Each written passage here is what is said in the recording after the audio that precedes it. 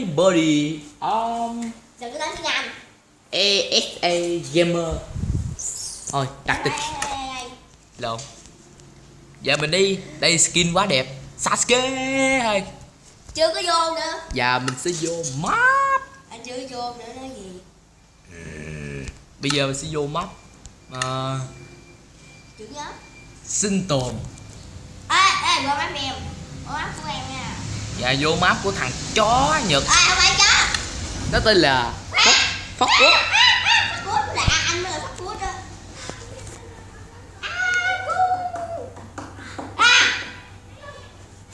Holy shit. Không biết sao nữa, tự nhiên lũi xuống sông. Xe khùng. Đất. Anh vô mỗi lần anh vô là em đất á. Đây map của nó đây. Hả? Cầm súng gì vậy? Wow. Wow. Cái gì vậy? Điều kỳ diệu đang xảy ra. Đứng yên coi. Đứng yên chỗ. Ấy da má, nó lắc thiệt. Nó lắc gì vậy? Em không biết. Thánh lắc rồi phải không? Ừ. Có một điều kỳ diệu khi dùng cái súng này.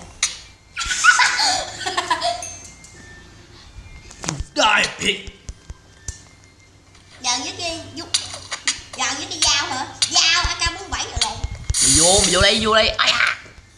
Ngon nhà vô đây nhậu. Ngon cái lộn mà. Ê chị nhảy luôn ra. Ơi trời sao chết vậy trời. Cái dao mà. Đi gì vậy? Giờ bữa nay tối nay sẽ chơi là đấu súng. Đấu với mấy zombie. Cái lộn rồi anh Trang. Thôi. Có nào giải vô địch. Thôi tao không cần giải vô địch. Ai thua thằng đó bị khùng chịu không? Vô đây coi anh Trang. Vô đây nè. Cái gì kỳ vậy? Ta lên không được. Chiếc lên đốt dài cái chim nè. Tôi kỹ ta lên này khó quá. Lên mây khó quá. Lên mây lên thiên đường. Đấu súng. Ai, what the fuck? Đấu súng giả. Quên. Chặn rồi á. What the fuck? Chặn rồi. Ta đâu chặn được. Hãy xem. Anh đặt lửa. Kỳ vậy đập lửa không có được. Cái gì vậy? Trái rồi. Trái bên cạnh coi. Ơi. Sao kỳ vậy? Cái này. Ha. Cái này em làm mắt bằng gỗ hiểu không? Được rồi. Để chút giờ để em làm rồi. Tối nay sẽ có trận chiến cực kỳ khốc liệt. Chắc trận chiến cực kỳ khùng. Đây là quạt lửa. Và đây. Đừng có đốt. Em giết anh đó. Đừng đốt mà. Em giết anh. Heo bị. Ủa heo bị gì vậy? Heo bị cháy. Hot dog. Anh cũng bị cháy rồi. Hey, no. Ê, anh không có. Ai? Dạ anh cháy rồi. Đừng có đốt. Phá mát mày luôn bây giờ. Đừng. Yeah. Rồi, hết hiệu lực trái. Nó lộn rồi anh Khang. Nó lộn nè. Quay đây nó lộn rồi anh Khang. Anh đâu? Mày ơi, you fucking bitch. Hắn sẽ không biết mình đâu. Ồ. Mẹ ở đây, mày đấu với một đàn ông coi. Trời. Nhưng ta không cần điều đó đâu. Trái. Xe hơi. Xe quay. Skeleton kìa trời.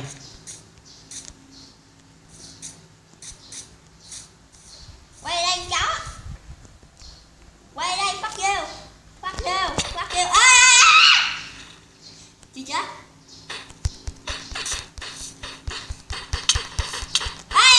Mày hả con.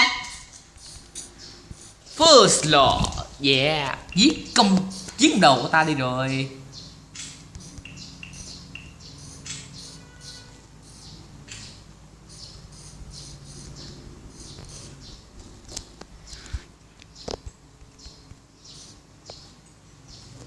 Mày ở đây.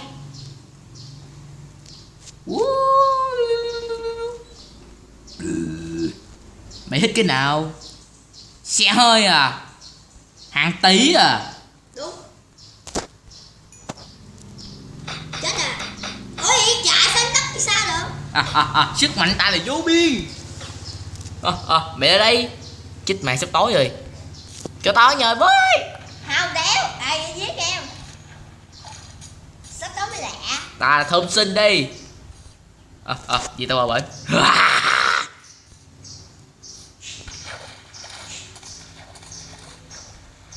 Anh đâu?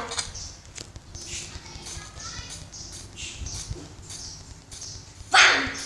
Oh yeah. Pull beat.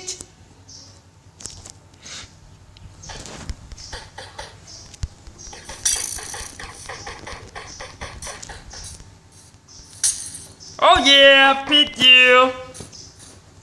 Oh yeah. Yeah. Oh yeah. oh yeah. Oh yeah.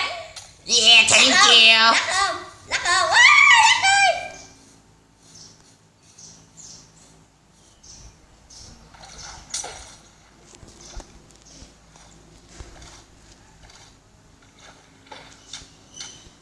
Mày nhào vô ở đây. Solo tử chiến nè.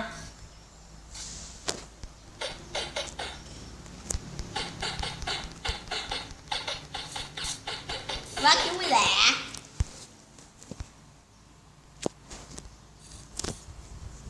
Chicken boy. Thằng đá cờ ghê vậy.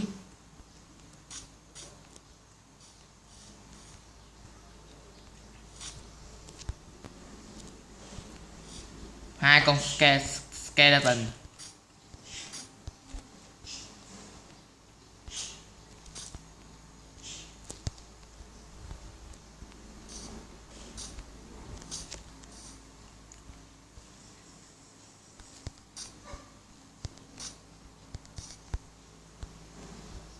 Mày tàn hình hả?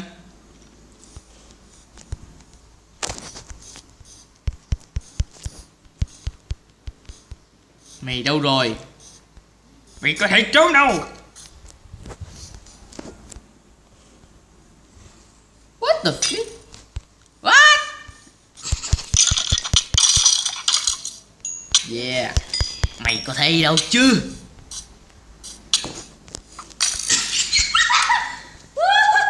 Buồn cười dữ. Thấy ta chưa? Đây ở sau lưng ngươi. Ta là chút cái gương. Ta đang ở sau lưng ngươi.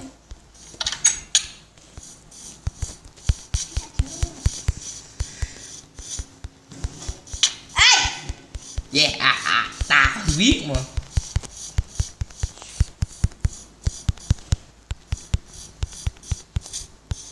Look on your head. Look up. Look up. Look up, you fucking bitch. Ngươi trên đó à? You bitch. Mày chết rồi. Phạt. Hello. I am window. Hey, see me? Hey, let me know, you fucking asshole.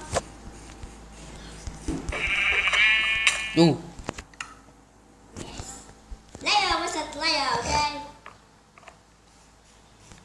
You can't hide me. Yeah. Hey, stop it, you fucking asshole. I'm standing there. Tao không ngờ tao chơi với một thằng gọi là thằng tiếng Anh.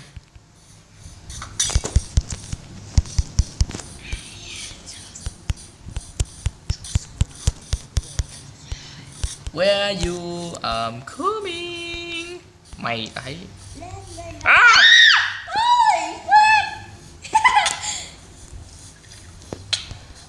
yeah, thank you. You can see me. Dạ, thời lượng chương trình đã hết. Yeah. Xin tạm biệt. Ấy chưa. Cái gì nữa? Chưa viết hết. Chưa viết hết gì mày viết đi. Thời lượng chương trình đã gần hết rồi. Bye bye. Chưa.